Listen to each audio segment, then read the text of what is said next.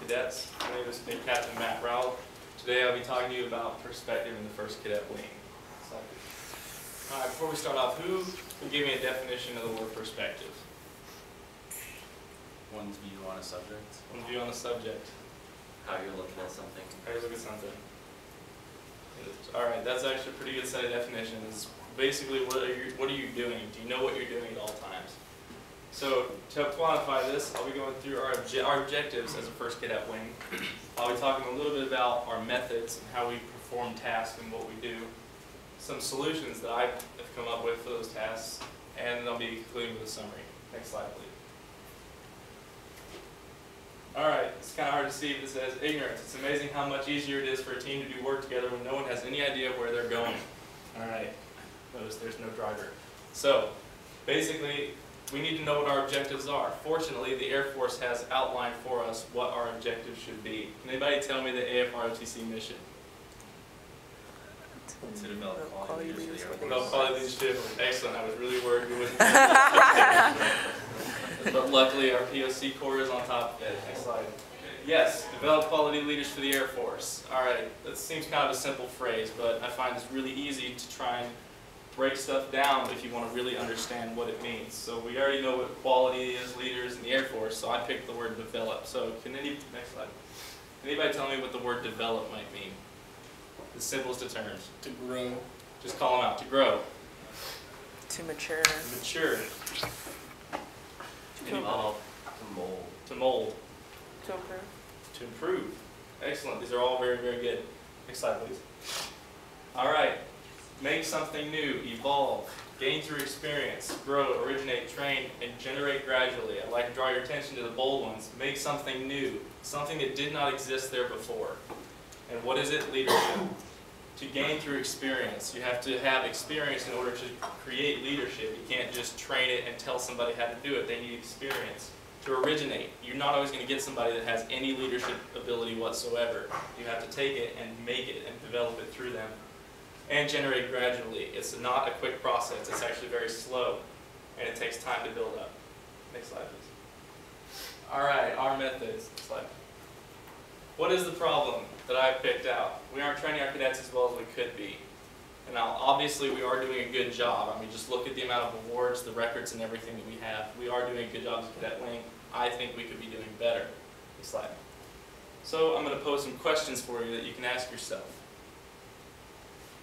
What is gained by having cadets perform a job we know they are capable of? Now, obviously, we know that Cadet Bolt is really, really great at planning out FTXs and all of that stuff. It really, really is. But Cadet Bolt already knows how to do that. He's good at it. We really don't need Cadet Bolt to keep doing kind of stuff like that, do we? Can you be replaced by your subordinates?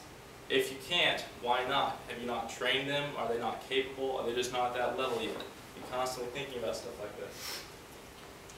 How much more capable are cadets than they were a week ago, or a month, or a semester? I kind of noticed we get to a stagnant type of period in our cadet wing where it seems like we're always capable of the same amount of stuff. It's almost like we were making progress, but not really, because next semester we always have to go through, do retraining and re-educating, and I don't know, we just don't make a lot of progress in what we do.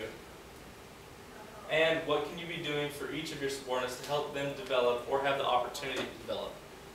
Basically, when you look at a task, you have to think to yourself, okay, can I do this? Obviously.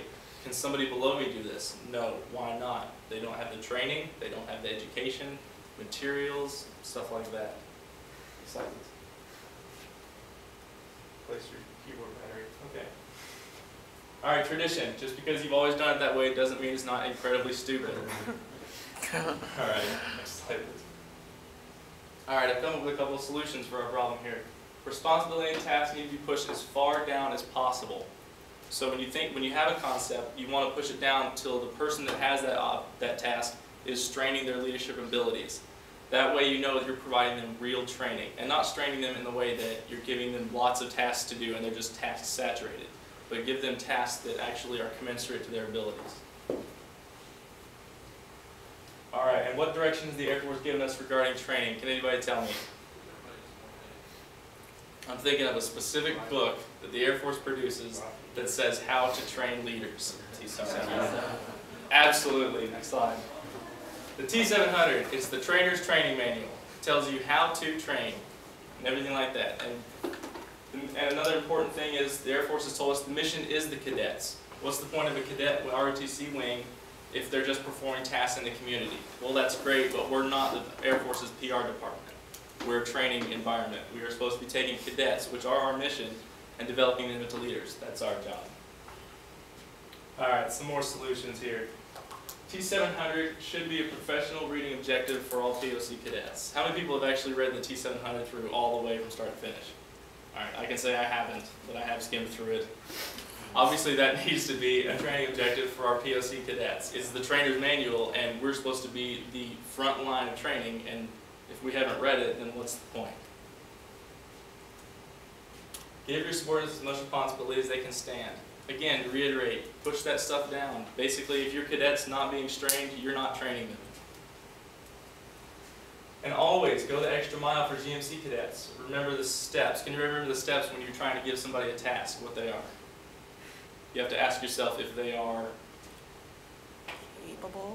capable, if they are willing, and if they are confident. Okay, well that was a little fuzzy, but keep going. Oh, yeah. If they have the knowledge, the ability, and the willingness.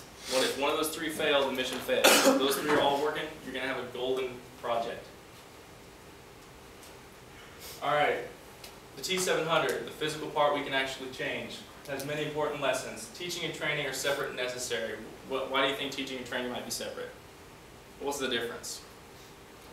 In teaching, you would want them to be like calm, whereas training is where you could like actually stress them out. Yes. Teaching is more in a classroom setting, training is hands-on experience. Yes. Anything else? All right. Teaching is showing somebody how to do something, whereas training is showing them. Okay, let me reiterate that. Teaching is training somebody how to do something, whereas training is giving them the specifics on how to implement what they already know. So you know something, and then you know how to do something. There are 5 major sections of the T700: expectations, skills, feedback, consequences, and growth. Each of those are important, and they're listed in that order for a reason. Explain your expectations, make sure they have the skills, give them feedback, explain to the consequences if they fail or don't fail, and that provides opportunity for growth for your cadet. And leadership is not just a job, it is a process. All right. Next slide, please. All right, summarize. I was hoping you could agree this. Mistakes. It could be that the purpose of your life is to only serve as a warning to others. All right. If you're doing most of the work, that is an indicator for how well you're training your cadets. And you measure your success by the success of your subordinates. So if your subordinates and everybody around you is succeeding, then obviously you're doing your job right. Because ultimately, it's not the officer's job to get all the medals, to get all the glory. It's the officer's job to get their subordinates, their NCOs, and their airmen all those medals because they're doing a good job. Next slide, please. Summarize. I went over our objectives, our methods, and some solutions. Are there any questions? Yeah, what does that say? All right, that says, hundreds of years from now, it will not matter what my bank account was, the sort of house I lived in, or the kind of car I drove, but the world may be different because I do something so bafflingly crazy that my ruins become a tourist attraction. All right. It's all part of what you're doing and why you're doing it. Any other questions? All right, thank you.